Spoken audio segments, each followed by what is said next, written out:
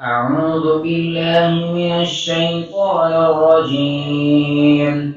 بسم الله الرحمن الرحيم. هل أتاك حديث الغاشية؟ وجوه يومئذ خاشعة عاملة ناصبة تصلى نارا حامية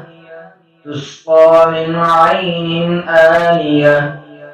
ليس لهم طعام إلا من ضريع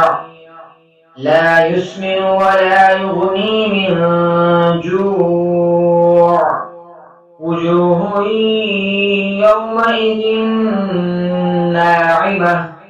لسعيها راضية في جنة عالية لا تسمع فيها لاغية فيها عين جارية فيها سرر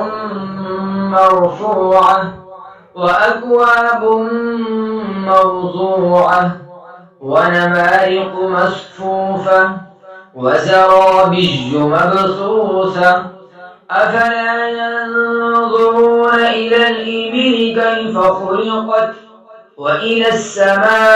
السماء كيف رفعت وإلى الجبال كيف نصبت وإلى الأرض كيف سطحت فذكر إنما أنت مذكر لست عليهم بمسيطر إلا من تولى وكفر فيعذبه الله العذاب الأكبر إن إلينا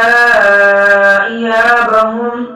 ثم إن علينا حسابهم